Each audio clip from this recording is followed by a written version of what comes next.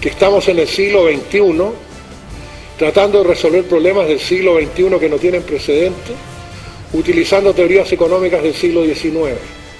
Ya no tenemos la física del siglo XIX, ya no tenemos la biología del siglo XIX, no tenemos la antropología del siglo XIX, no tenemos la medicina del siglo XIX, pero la economía del siglo XIX sí.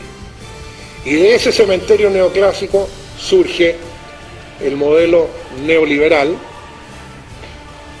al cual, por cierto, hay que reconocerle un mérito, que logró en 3 décadas lo que el cristianismo y el islam no han logrado en 2000 años, que es conquistar el mundo entero. Michael Jordan, el famoso campeón de básquetbol, tan admirado por muchos, le pagaron $20 millones por sacarse una fotografía con unas zapatillas Nike.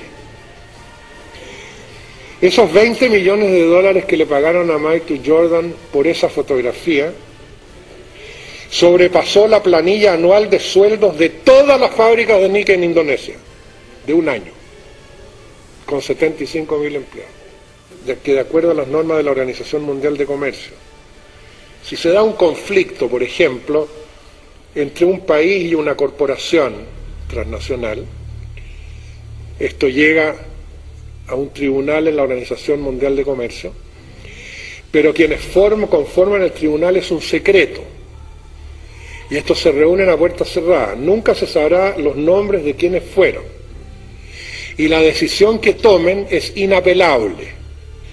En resumen, habría que reconocer que a la OMC no por lo que se dice que es, sino que por lo que realmente es. ¿Y qué es lo que es? Una institución cuyo propósito fundamental es lograr que sean las corporaciones las que gobiernen el mundo. Y eso de hecho ya está ocurriendo. Nosotros seguimos imaginándonos y hablamos del comercio entre España y las Filipinas, ¿cierto? El comercio de Chile con México. Bueno, lo divertido que ya no es ni Chile ni es México, sino que es tal corporación que está en Chile con tal corporación que está en México. De acuerdo a las normativas de la OMC, si una corporación transnacional, fíjense ustedes bien, si una corporación transnacional al invertir en un determinado país determina que hay alguna ley de ese país o disposición o regulación que le resultan inconvenientes a sus intereses, el país está obligado a abolir esa ley o adaptarla a la satisfacción del inversor. Ahí el país debe renunciar a su democracia y adaptarse al interés de esa corporación. ¿Qué tal que tributara sobre cuántos kilowatts consumes? Ese solo cambio tendría un impacto formidable en la sociedad. Porque inmediatamente tú sentirías que yo tengo control sobre el impuesto que yo vaya a pagar, ¿no es cierto? Si me porto mejor voy a pagar menos, pero sobre tu sueldo no tienes ningún control. Eso ya está establecido cuánto te van a cortar de un tijeretazo, ¿no es cierto? Enumerar que una nueva economía coherente con los problemas del siglo XXI. Postulado número 1, la economía está para servir a las personas y no las personas para servir a la economía. Postulado 2, el desarrollo tiene que ver con personas y no con objetos. El desarrollo lo identificamos, no, es que en este país más desarrollado porque tienen más teléfonos móviles, en este porque tienen más computadores, etcétera, etcétera, etcétera, ¿no? Y el ser humano desaparece en ese proceso. Postulado 3, el crecimiento no es lo mismo que el desarrollo y el desarrollo no precisa necesariamente de crecimiento. Postulado 4, ninguna economía es posible al margen de los servicios que prestan los ecosistemas. Postulado 5, la economía es un subsistema de un sistema mayor que es finito, la biosfera, y por lo tanto el crecimiento permanente es imposible.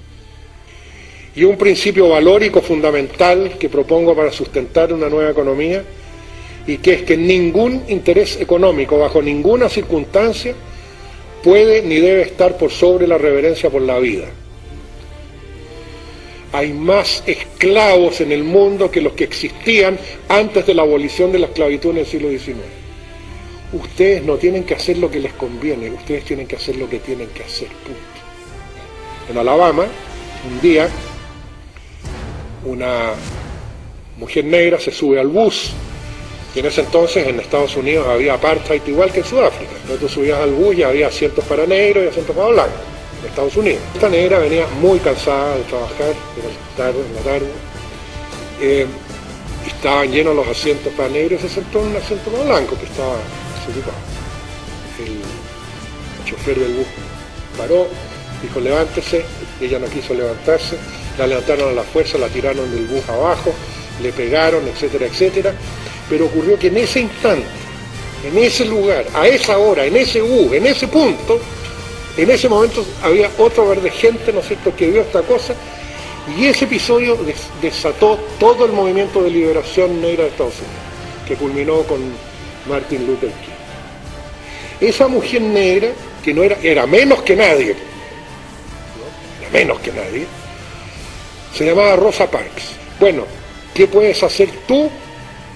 Lo que puedes y debes hacer tú, ser coherente contigo mismo y actuar y comportarte de acuerdo a lo que realmente quieres y crees. Existen todas las posibilidades de que podamos cambiarlo y que pueda ser mejor, pero eso está en manos de los movimientos que puedan hacerse desde la sociedad civil, es decir, cada uno de nosotros.